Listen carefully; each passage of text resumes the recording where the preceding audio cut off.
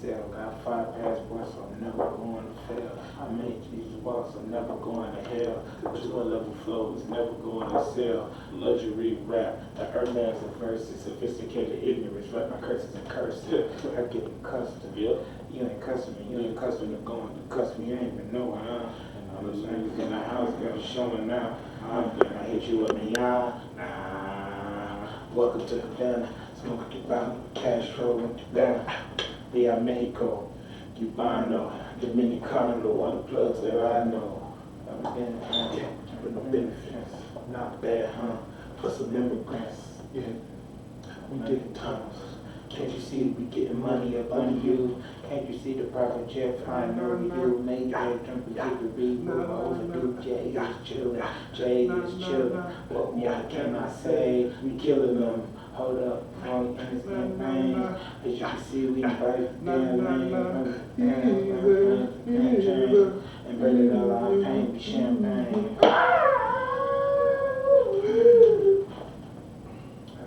All right, and we here with another episode of Since We Talking Pod. You got me always, your host, Valerie Campbell, and today we here with Jordan Isaiah. That's my brother Jordan, man. How you feeling, man? I'm good. Oh, we take Bikini Bottom and push it over there.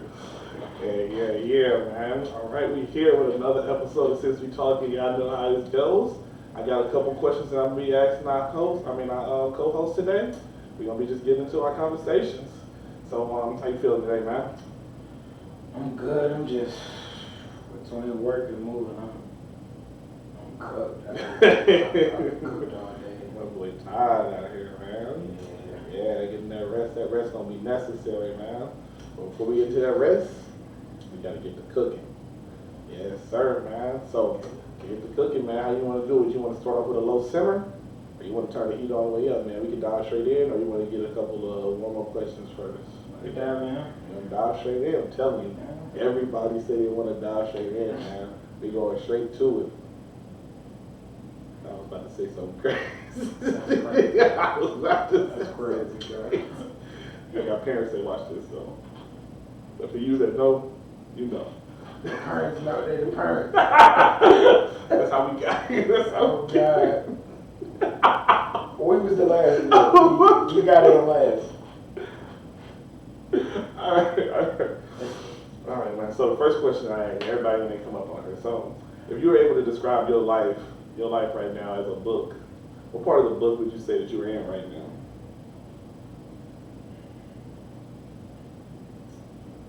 I guess childhood would be like straight just expository information. I don't feel like I'm anywhere near my climax. I feel like all the variables for the plot like are moving together, and I can kind of visualize it. And I don't think my tale is predictable by any means, but I also think that my plans are clear cut, and I have the ability to pivot the way I need to pivot to get to where I want to get to. So I just feel like we at that part where the plot is just taking shape, and I can see like things that could potentially be challenges in my future, and just different ways my life could pan out. But I know I'm setting up for whatever my climax is. It's coming. You got to see the trajectory for it, though. Yeah. That's what it is. You got the plot for it. It's all getting set up and everything getting lined up. So yeah. Okay, I like that though, man. So yeah, I'm telling you, everybody that I've been talking to so far, they feel like they're not at their climax. So I'm liking that we all still building towards something. We all building towards some things. Because life is like none of us know how our book ends, and we don't get to review the extent of it. You know what I'm saying? At least in this living plane, whatever people believe, maybe you do in another, but we don't get to review it. So the book ends abruptly. You never know. You could have already experienced the climax, but if you still living in your truth, you still living your life, and you got plans, as long as you still got drive to get up every day, something that you're shooting for, you're never gonna feel like you're at your climax. So bar right there. I like that though. As long as you're living in your truth, you're gonna always feel like you got some more to climb to go. I like that. Yeah, man. So talking about living in your truth, man. So I don't know if y'all know, but this is the famous rapper right here, Mr. Jordan Isaiah himself.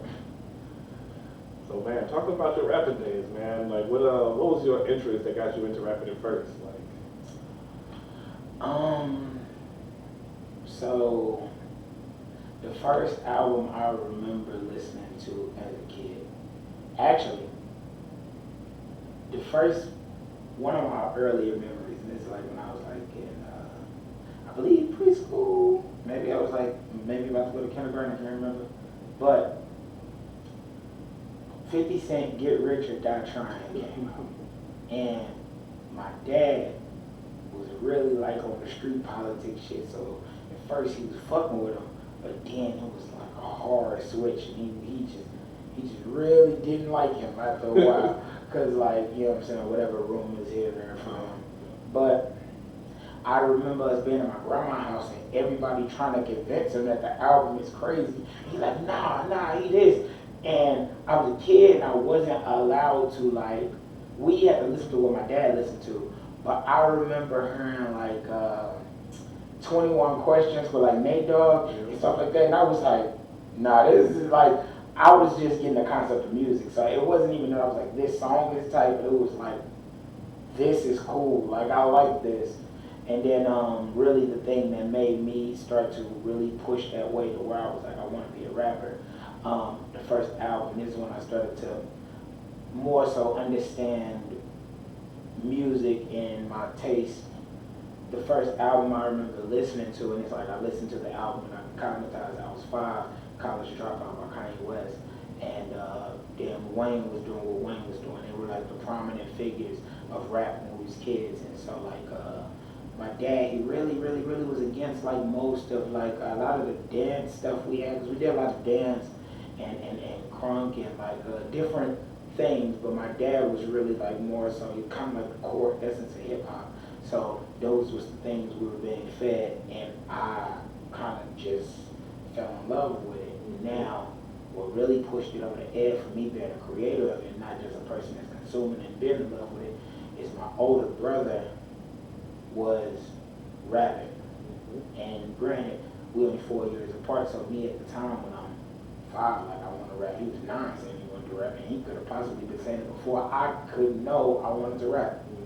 But that was just something that me, him, and a few of my other family members would come up with, we did, and then my dad invested money into it and made us like just kind of keep doing it.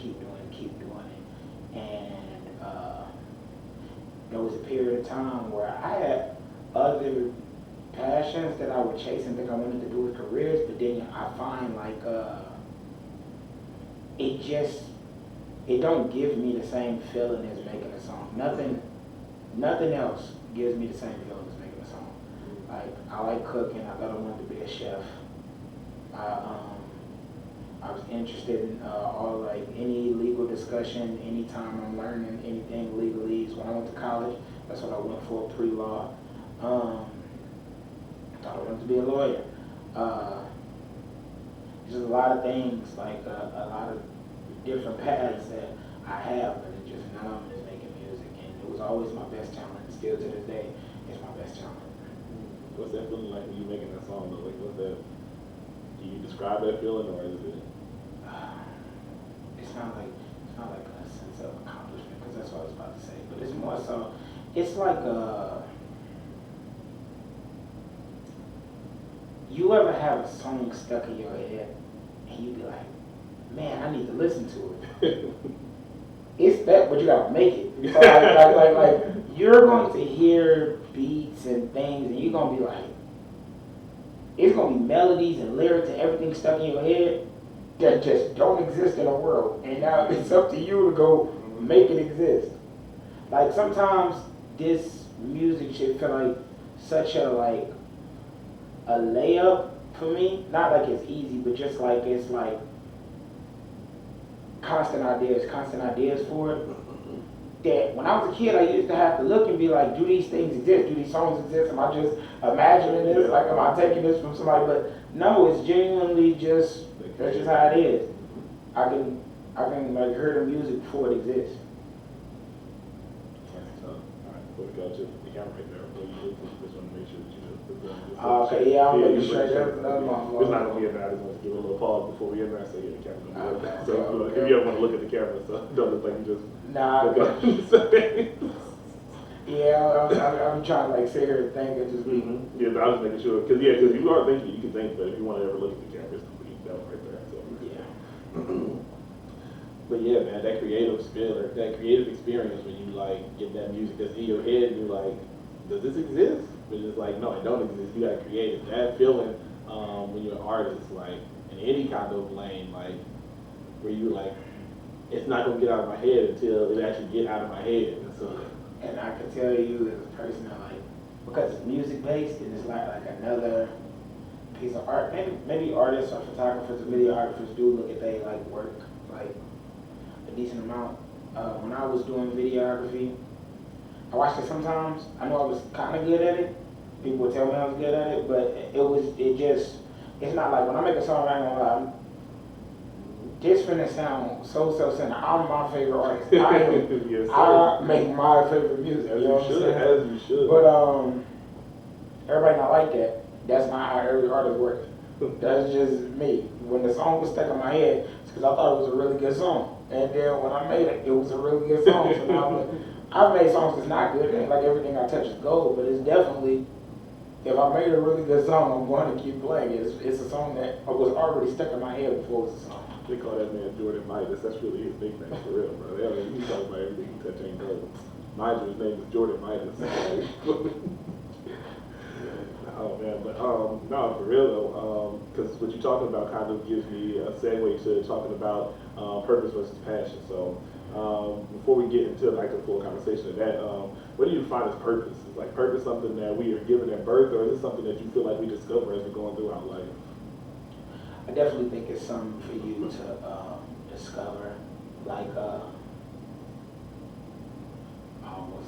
do you want me to dive into the difference between Wherever you go, wherever you go. All right. For me, like I spoke about rap music and the feeling it gets for me to make music in general, not just rap music, but music in general.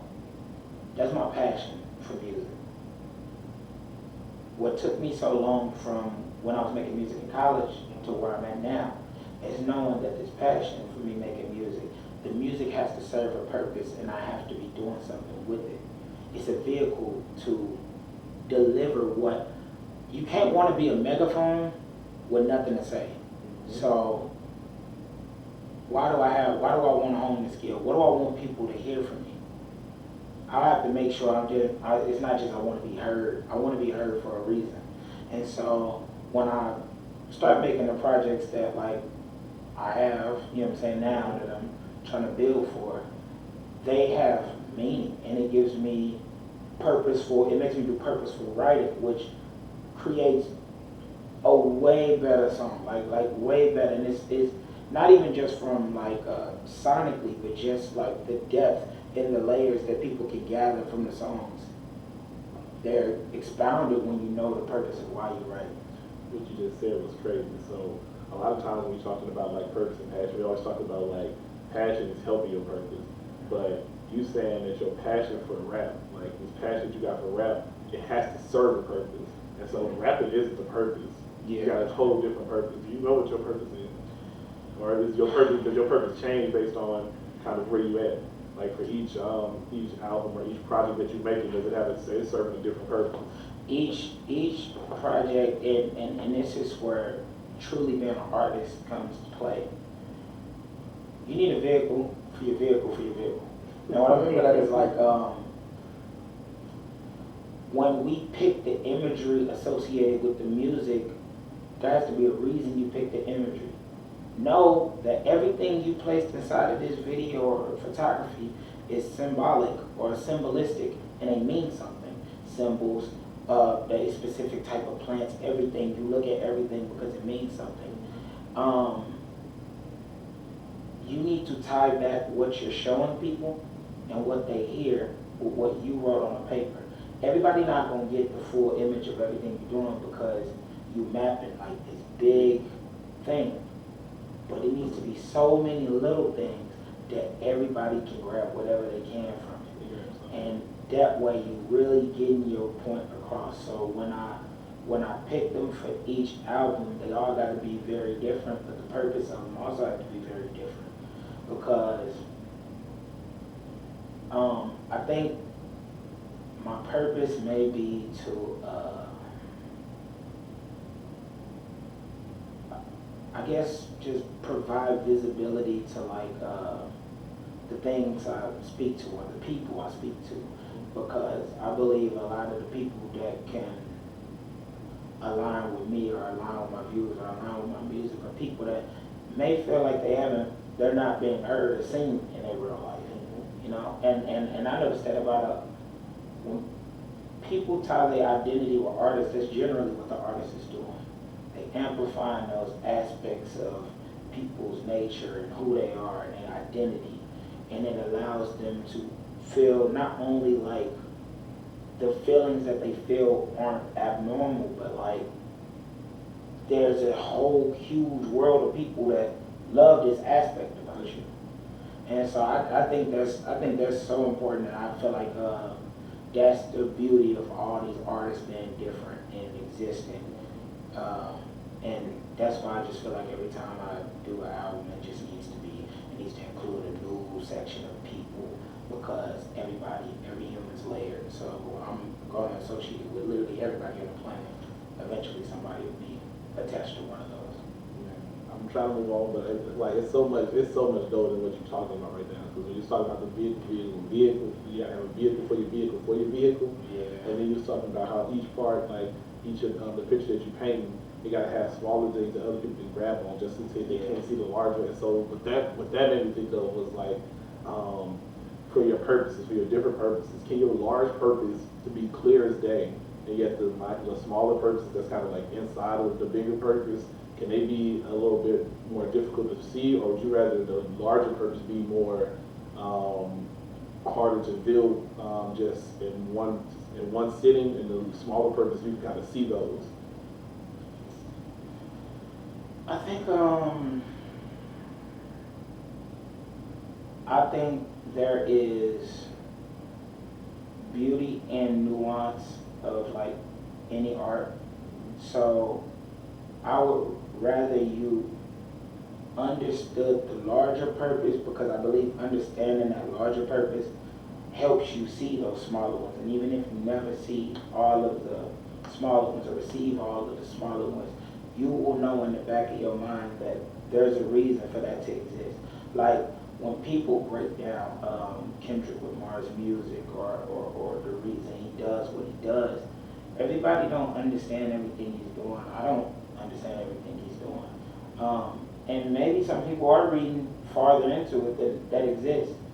But when an artist is creating, you give them that benefit of the doubt and you start to search for it because you know there's a reason it's there.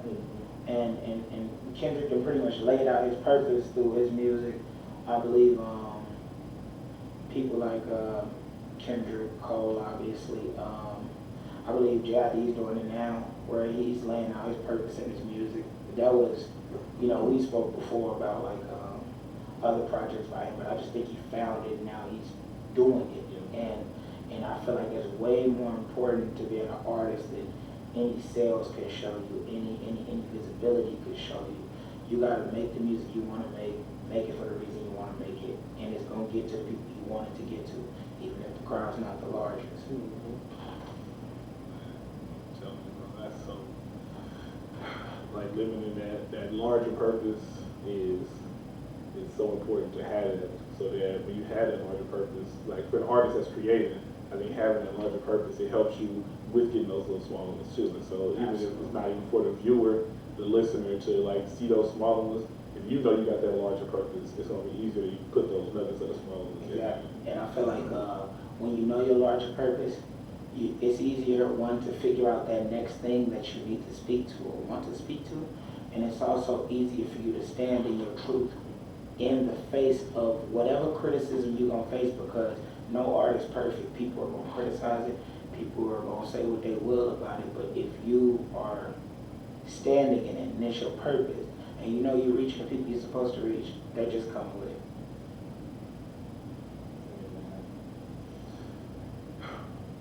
That was, man, we could really stop the interview right there.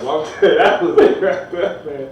But we got more questions to go into, man. So we're gonna dive back into some of the, we're gonna jump back into some of the Jordan specific questions before we get back to those main ones. So just another question I got for you, man. So you actually did talk about the things that I was gonna jump into. You talked about like how you were just like you were doing cooking, you did videography, you did all these other, you were into these other avenues, these other pockets and passions, but not as deep as with rap and music.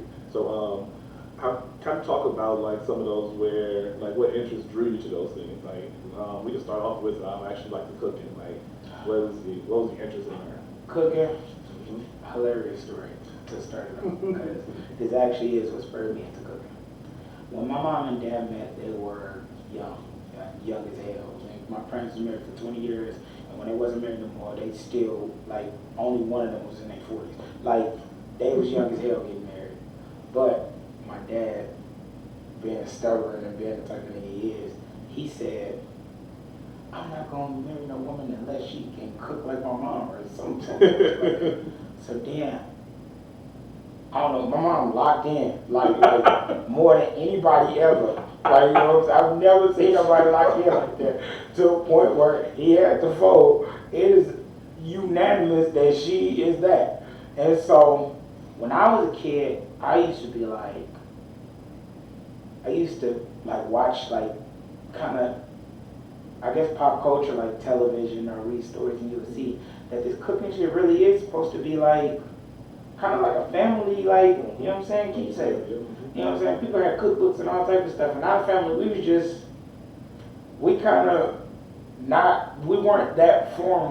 weren't like a formed family like that yet, because we started from Mississippi.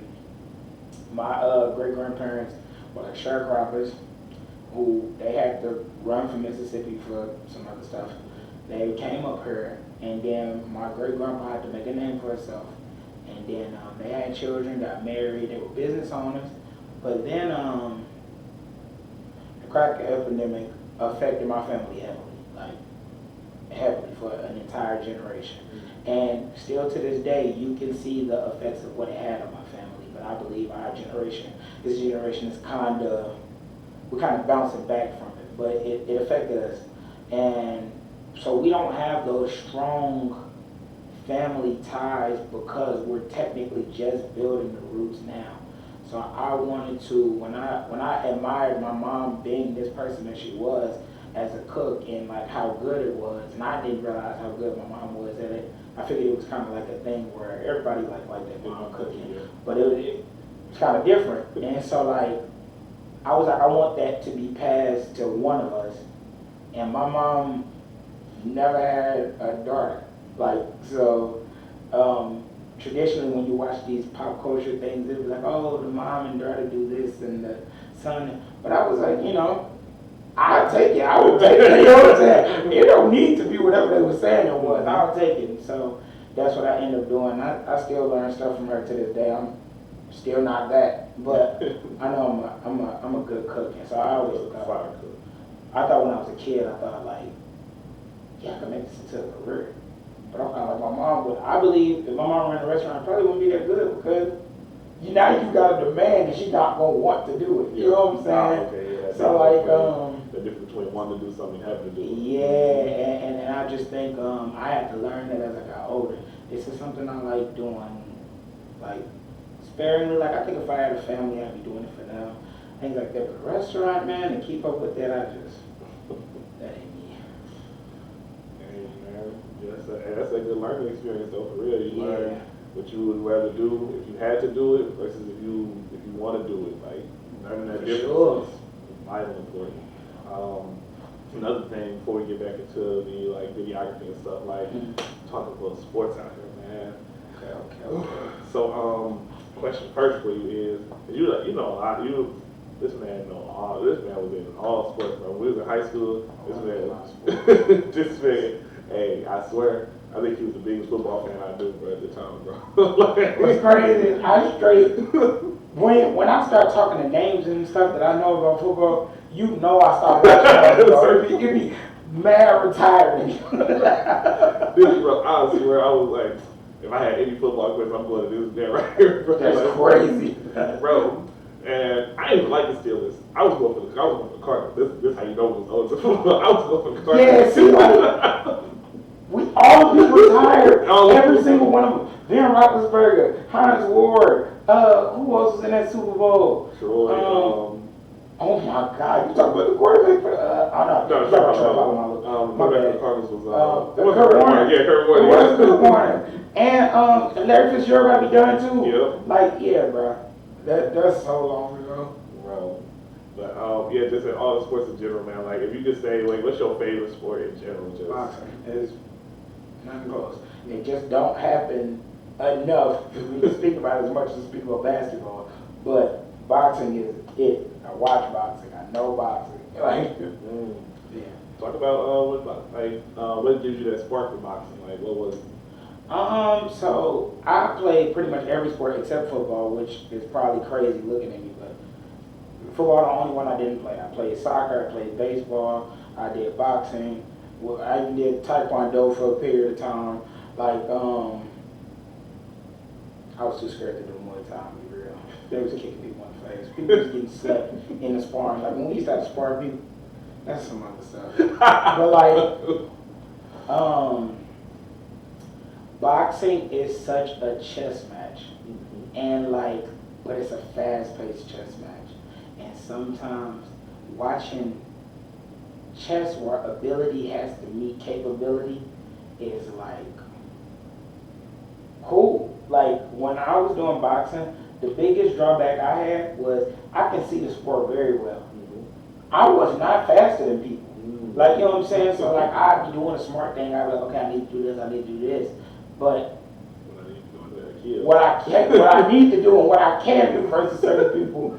And the worst part is, it's the most humbling stuff ever, because like, when I joined boxing, I was in middle school, I was going to high school, and the best boxer in our gym was an 8-year-old dog. And they had us fighting him when we was losing. And it wasn't like he was dazing me, I just couldn't touch him. I couldn't touch him, bro. Like, I could not touch him at all.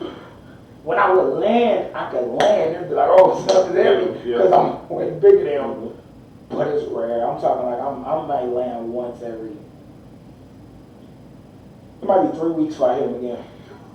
I'm so serious, like 3 weeks. We practice twice a week, and if I box him every time, I'll probably, if I can hit him one time, we're going to go 3 rounds.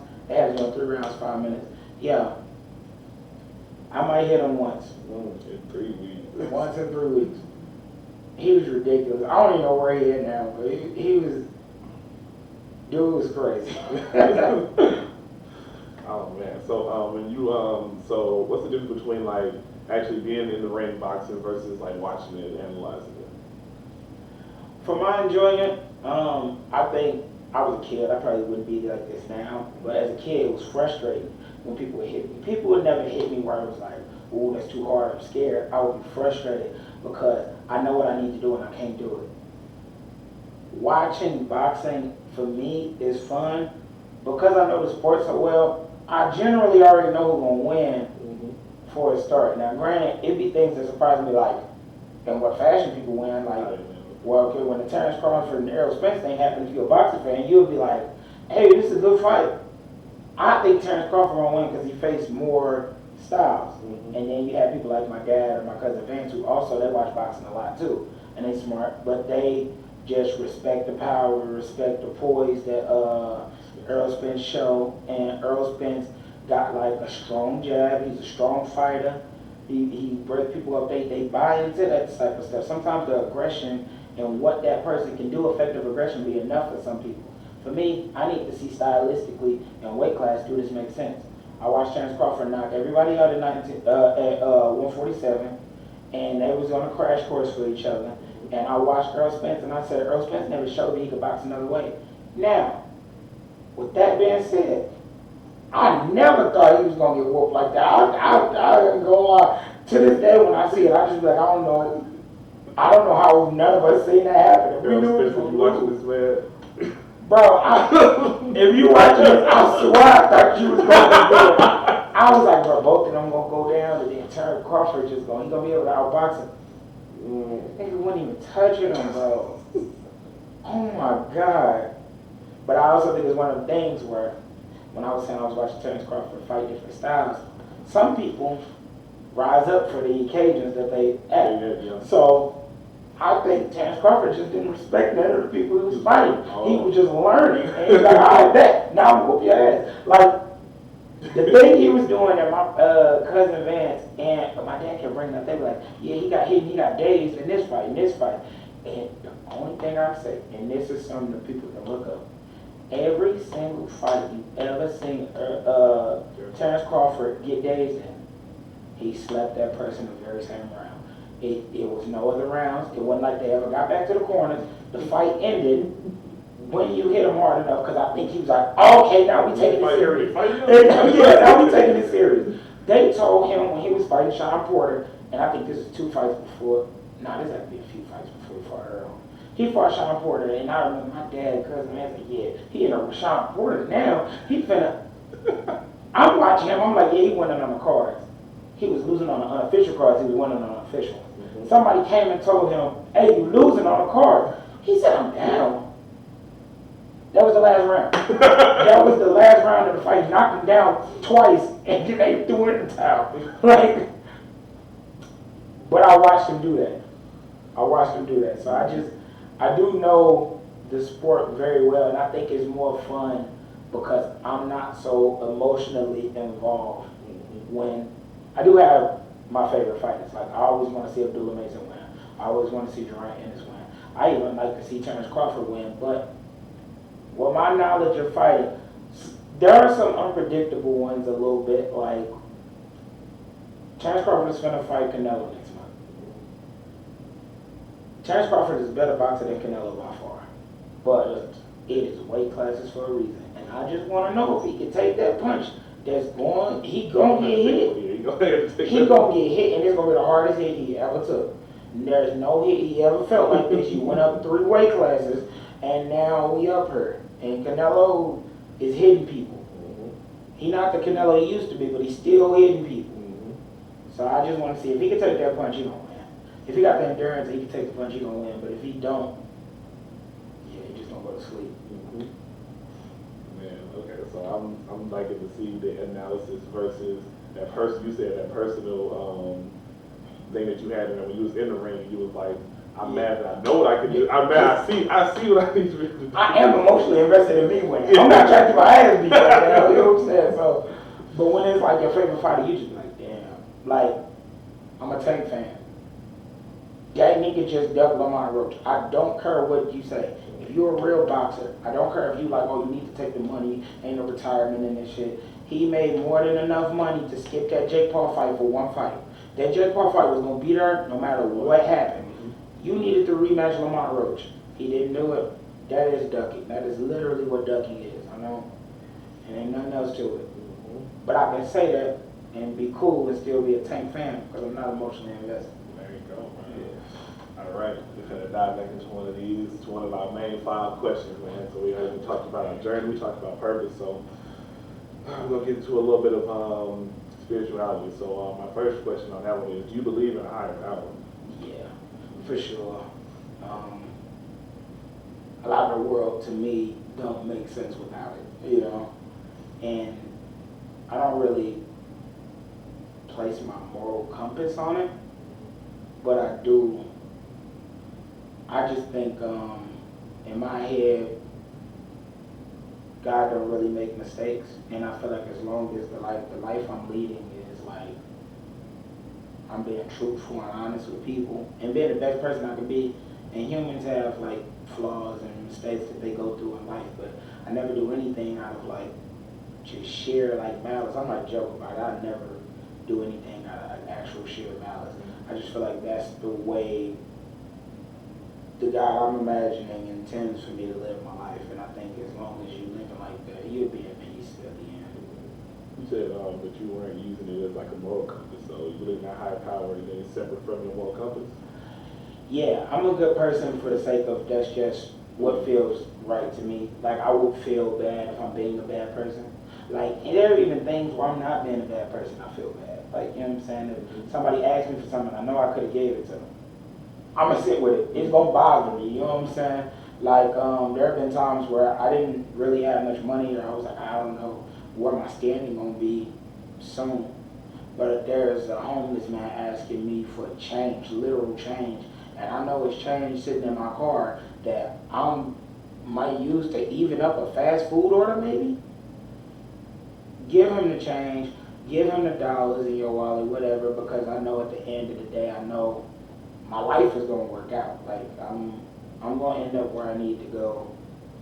I generally can plan things the right way, so them dollars and change is not gonna make or break me. And I don't look for how it comes back to me, but just yeah. I like that though, yeah. Because when you said that, what I was thinking was like how you have, so like your higher power isn't determining how you behave, you just believe in that higher power kind of for things to kind of like continue to work, like not work out for you or like because you do it. It's not, the higher power isn't there to judge you and be like, I did this, so now I get this. The higher power is there, and parallel to that, I still want to do this because of what it makes me feel. Exactly. Like I'm not living to try and impress or like do this because he said do this.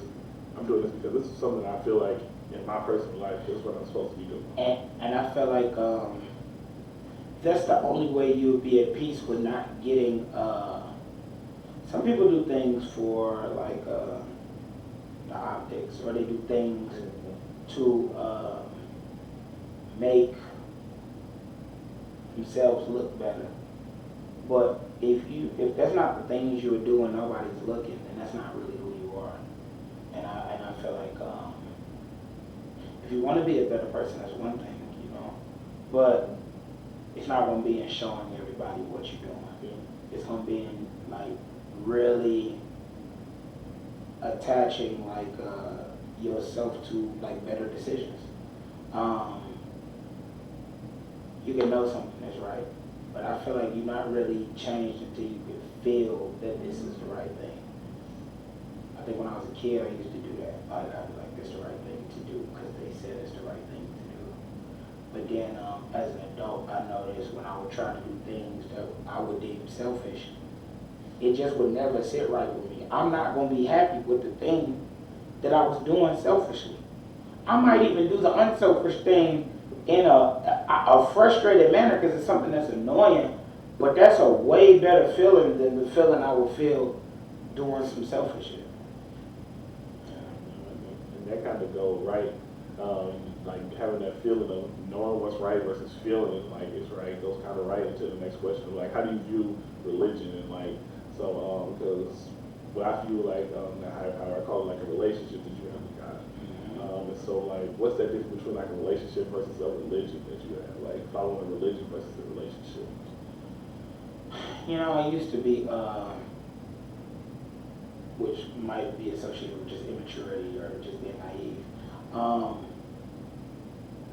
I think a relationship is the right way to view it, because I think I would be lying if I said like I didn't believe in like pretty much most of the Christian views. Like that's kind of how I grew up, and that's just kind of where I'm at. I don't think I ever call it that, or that I'm doing it, but that's just kind of where I land. I believe everybody needs something to believe in. Everybody needs something to be grounded to, and I believe no matter what that higher power is for anybody, for any religion, I believe it does boil down to the relationship you have with that higher power. No matter the cards you get dealt in life, you will be at peace if that relationship you have with your higher power is good. That's how I feel. Some people have what they deem unlucky lives. Some people have lucky lives, or got extremely lucky lives. But through all those cards that's dealt, the people that's gonna be the most at peace is gonna be the people that got the best relationship with their version of a higher power. I like that though. And I kind of want to get a little more personal too, if you wouldn't mind, like Oh, okay. talking about like your relationship versus like.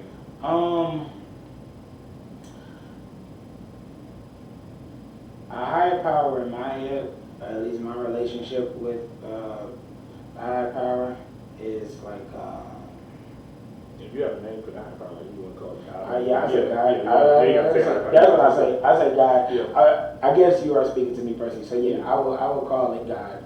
My relationship with God is like, because I know He's all-knowing, He also knows when I'm thinking something fucked up. So like, for me, it's more so like, I know we always joke like, you know my intentions, but like, that's really how I feel. Really? That's really, he knows my intention, and he also knows that I know that intention means less than perception in the world. So I can intend to do something good, and he knows I intended to do something good, but he also knows that I know I did something bad because I offended somebody or hurt somebody.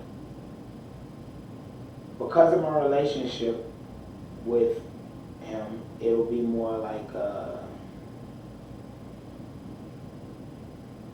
he's going to give me the ideas of how I can make it whole, more than just apologizing or just like I think I get guidance through our relationship because I have nowhere else that I could even begin to describe where I stem everything I do, you know? So I believe because of all the good that I put out there, I believe I get good back in just various ways. And as I get older, the more good I put out into the world, really. And every year, life has just been more fruitful for me. Since high school, just every year has been more fruitful. And I just think it's because my relationship every year gets more steadfast. Like, there's no deviating from what I think. I think there was a time period where, like, I was depressed and I was questioning it. And I don't think my version of God is not the type to reprimand, but it's just like, it's the path to get better is the same path to strengthening your relationship with it. And that's what I end up having to do in my life. Just strengthen that relationship. Yeah. And then what you said about the guidance, it goes right into that last question on this piece about the higher power. How do you have, based on that relationship, how does that relationship with God to you help push you towards your purpose and push you in your passion?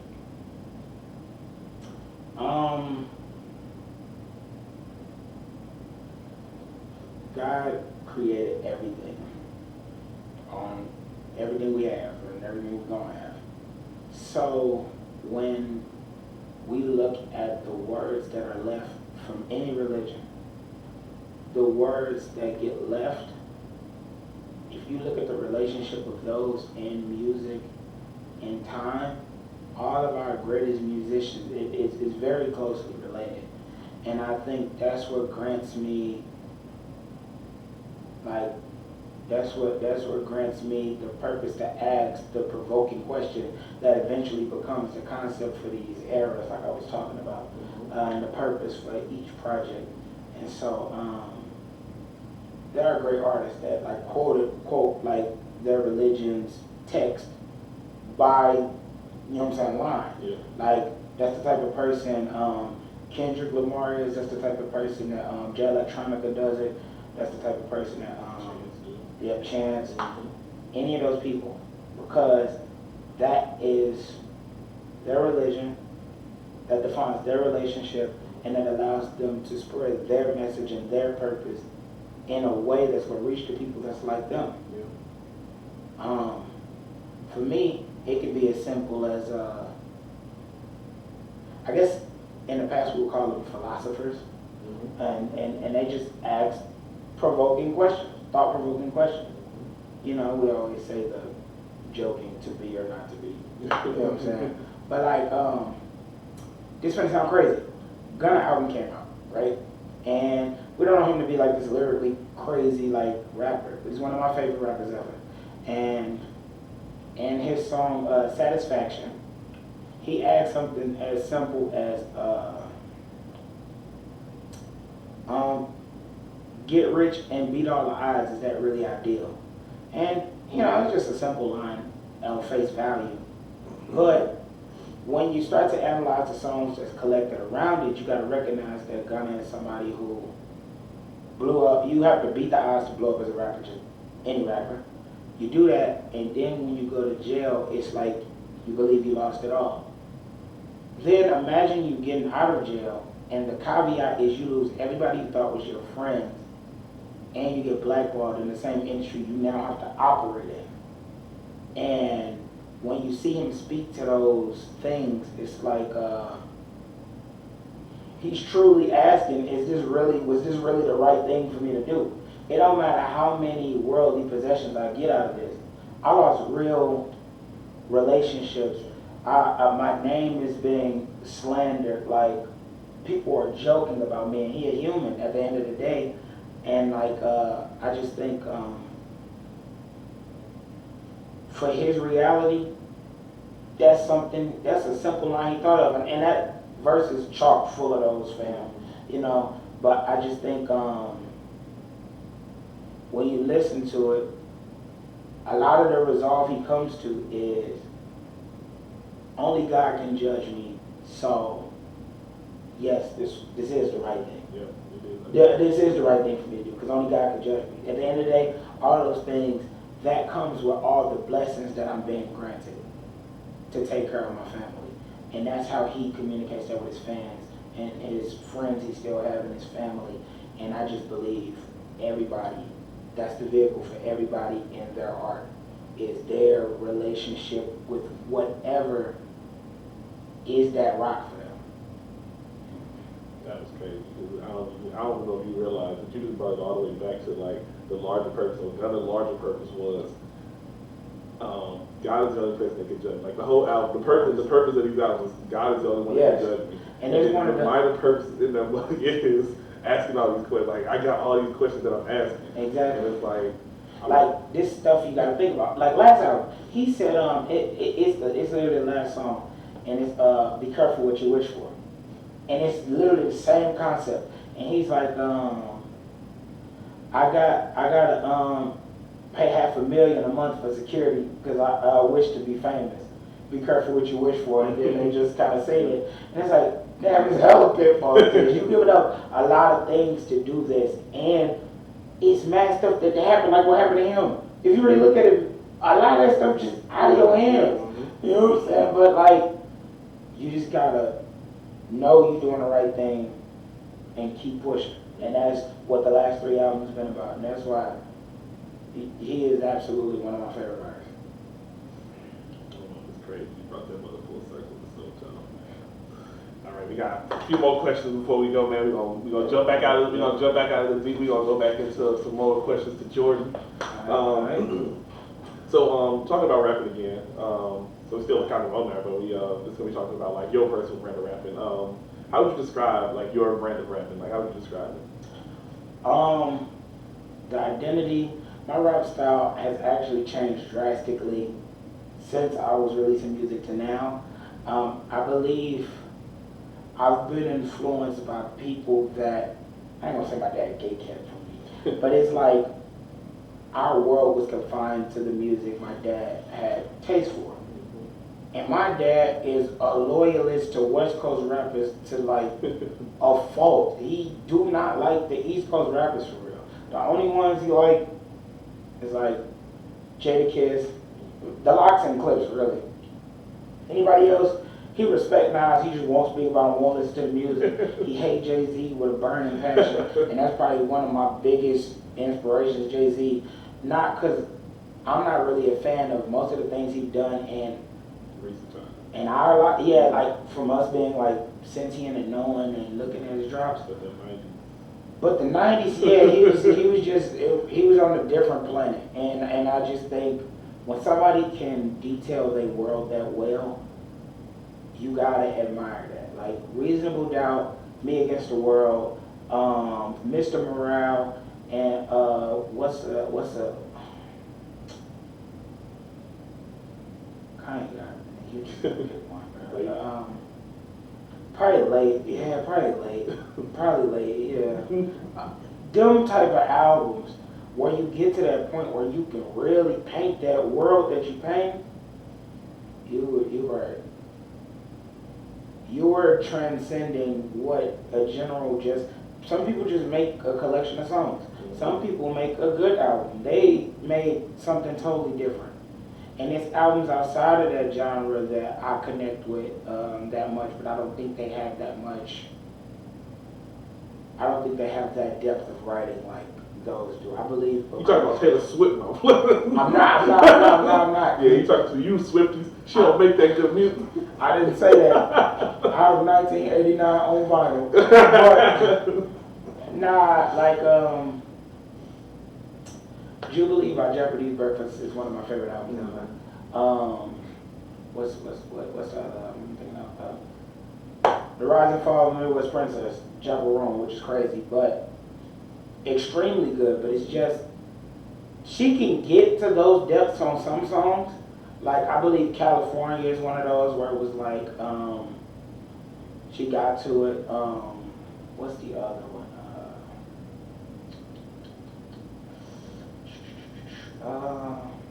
I think it. But it's something about a cup of coffee. It's something about meeting somebody for a cup of coffee, and I just can't look at the name. You look it up, really. You're right. There's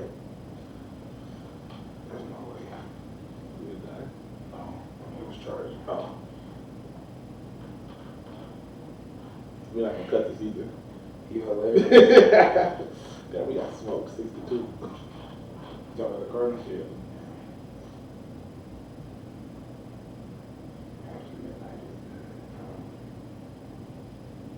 Coffee. It's called coffee. It's called coffee. But it's really good, and I just think she has that songwriting skill she can tap into. But as a pop star, you do gotta do pop star stuff. You gotta do pop star stuff. As a rapper, our talents lie in our writing and some performance. You know what I'm saying? Like how we perform it vocally, because textures, vocal textures, all that stuff matters. How you delivering it. But that depth of writing, that inspired me to not try to be as. I'm still a wordy rapper. I'm just. It's gonna be a lot of words. I was rapping extremely fast at one point. Now it's slowing down because I believe what I'm saying kind of needs to be heard to serve the purpose it needs to serve. So now it's like you need to know that the things you're saying have weight to them. Instead of it being like flipping one word 1,000 times, it's like if I get rich and beat all the odds, is that really ideal? Make that one like, word just make it potent. Just make it a potent question and expound on it. I always say this. My beef with metaphors and rap, I think it's tight sometimes. You know what I'm saying? But our job is to paint a picture, and for me, the easiest form of figurative writing is metaphors and symbols. And I just think when you read a good book, it's not hella like the fire truck was red like an apple. It's not going to be hella to that because the authors are masterful writers. They're writing hundreds of words. Mm-hmm. You have to desire to be better at writing first before we can even get to you performing the things you're writing. Like, you know what I'm saying? So like songwriting just has to be a priority for you. You gotta know what emotion you're trying to evoke from the people you're speaking to, what you're speaking to. And like I just think listening to those rappers who wasn't like when I was a kid we was listening like faster rappers, but now I'm listening to the people we herald and I know why. I know why now. You can really see it. So that's all going into your creation, like. Yeah, like slowing down more, the lines will be more potent. I think I expound on things pretty well, and I just, anything did time with like emotions and like thinking things all the way through and just kind of, I never really try to, this is something Kendrick do that I noticed, and it's probably one of my favorite things about how he writes is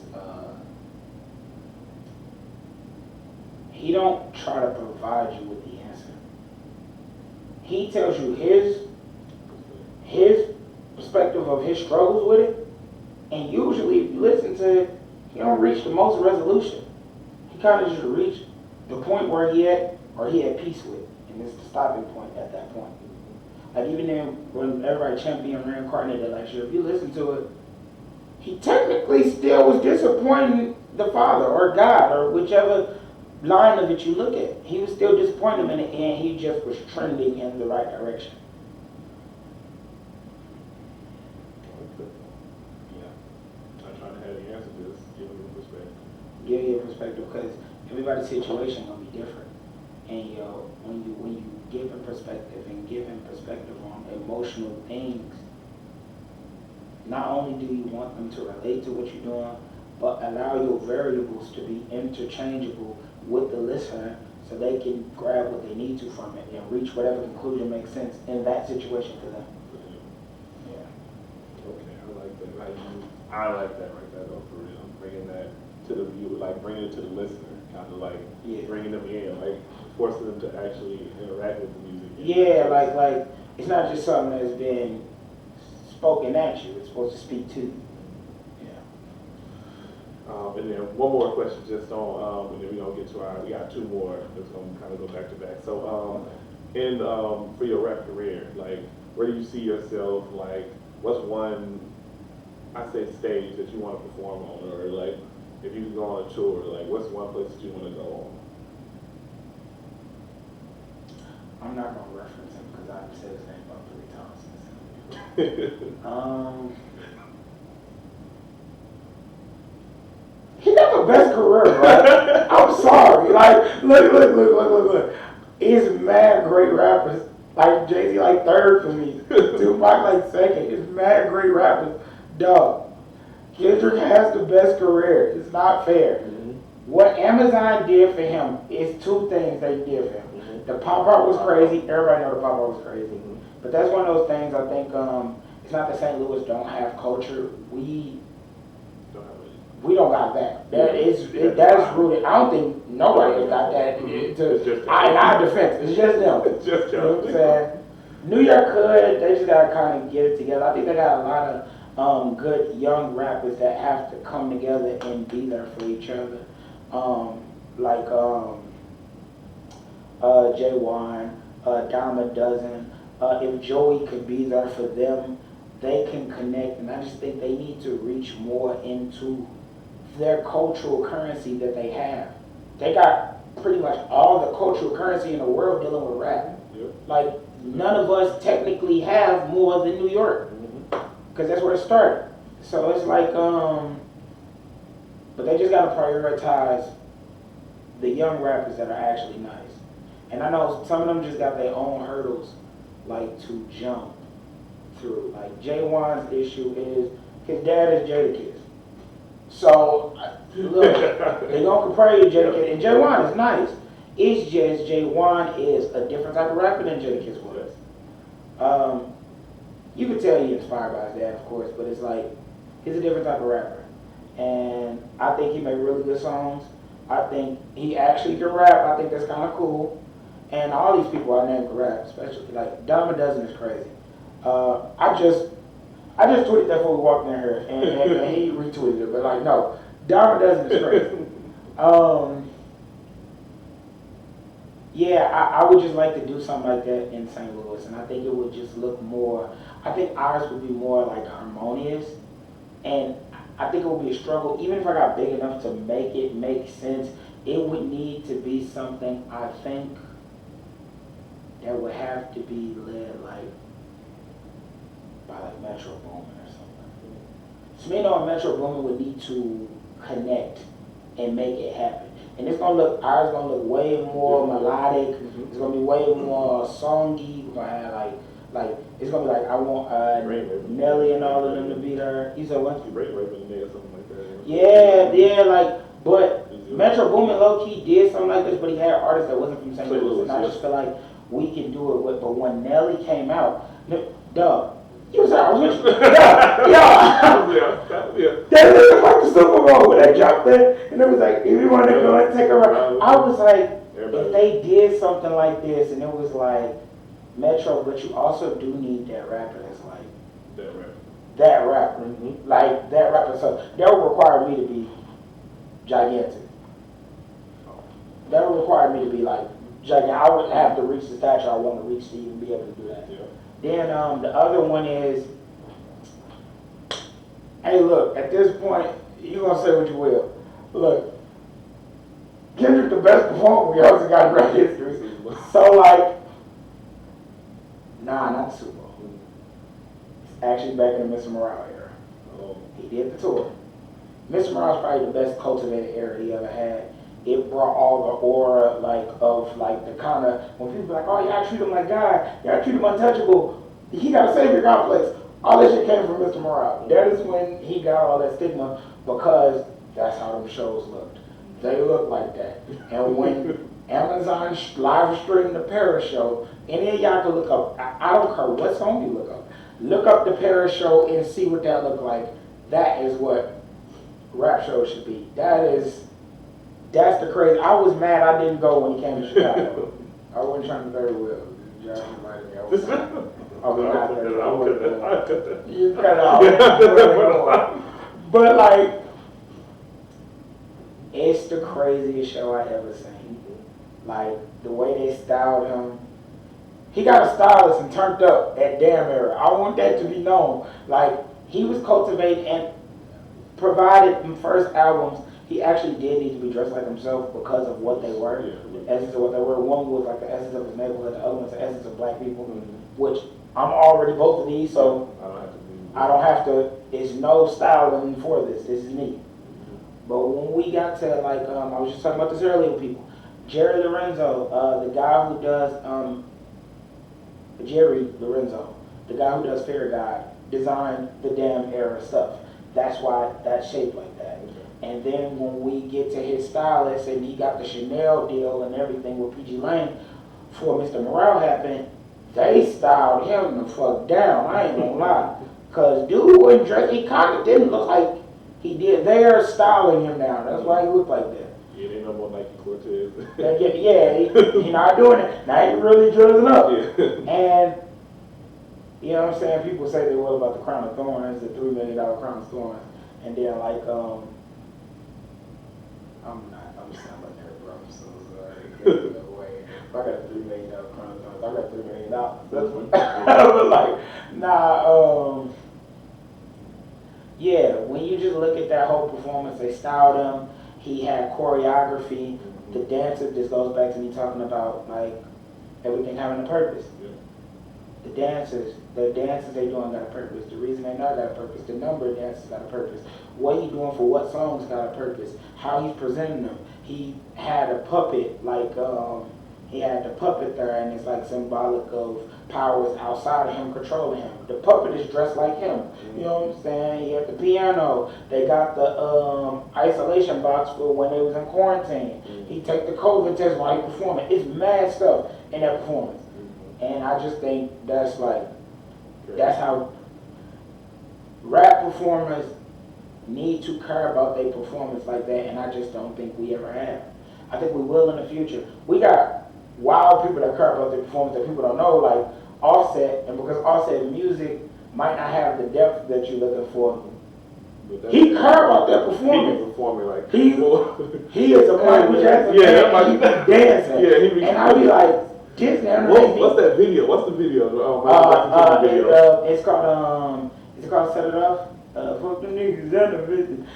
When he started, he looked like Mohawk. He went crazy. Yes, the video. And he be dancing in person. You know he's in a Janet Jackson video when he was a kid? Bro, He's a dancer. He was dancing, bro. He's a dancing dude, bro. And so, like, that's what he do. He cared about his performance. I would say we don't incentivize you to care about your performance in rappers' defense. Like, Drake is not a bad performer, but Drake is he kind of like doing the karaoke thing. Mm-hmm. Sing, y'all sing back, you know what I'm saying? But he gonna get his check regardless. The concert gonna sell, the merch gonna sell, everything gonna sell. So rappers are not incentivized to give the better performance. And that's kind of disappointing. But you want your rappers to care about it because they care about art. They care about That's the art. Yeah. that's why you want your rappers to do it. You care about the art, man. When you care about the art, it's gonna show everything that you It's do. gonna show. And it's so many things. Like when I talk about everything serving a purpose, do you know if you do these things, somebody cannot understand not a single reason you did it, but they gonna connect with it and they don't know why. Because I believe in that energy existing for a reason and it's gonna attract people to it. I promise you, niggas, Michael Jackson don't speak a lick or whatever language in their other countries, bro. They just feel that shit, bro. That boy. He ain't translated a single word, boy. No, And they feeling it. for real. All right, man. We get down to our last two questions, man. So these ones, they still got the they're the main 5 questions, but they can go a little deeper. So we just gonna see how they go. How would you describe self-transformation? Like seeing that self-transformation come to fruition. Like just would you say it's like an external thing, an internal thing? I think self-transformation starts internally, and I believe if you really have the purpose of changing and you do change, you won't notice it. You might notice it looking, you know what I'm saying, depending. I think you might look healthier, you might be healthier, but I believe the outside forces are going to show you that things are changing. Your life will continue to get better. We had this conversation once where I was like, I look at everything like in opportunity sense. Like, I got fired. It was almost like a year and a half, almost 2 years now. When I got fired, I remember telling you, I was like, yeah, nah, I just look at it like it's an opportunity for me to do more. And now, a year and a half later, way better job. I'm definitely getting paid more. I live in a better place. I got my car. I've been paying my car note off. My credit is up. Like, it's mad things that happen off the spurt off me just losing my job. But I know that every single time I ever transition from a job, I always went up. And I always go up from whatever position I'm in. And the goal is, up is whatever you make it. Like, you have to visualize where you desire to be, how do you move closer to that. And it might require you to take a job that might pay you less, but gives you more time to have access to the things you want to do, or vice versa. But you got to know in your head that that's up. That's up for you. And you only going to have that optimistic view on life if you are living good with yourself internally. So, yeah. That's self-transformation. And it's what you defined it as. That was what was critical right there. You have to define what up is. You have to define what that transformation is. So that's why it's going to start internally. Yeah. Hey, man. So you kind of just did it. What the last question was. So you have any like mantras, any quotes that you just carry with you on a day to day that you want to give to the people? Just any quotes, anything that you just carry with you? Quotes. Like for me, I always, teamwork make the dream work. Some other ones like, like you got just do it, like things like that. You got any things you carry like that? Like that you define what up is was fire. You was dropping some gems in this whole interview, I'm telling you. Check ball. Ball up top. Ball up top. Ball up top. Ball up top is crazy.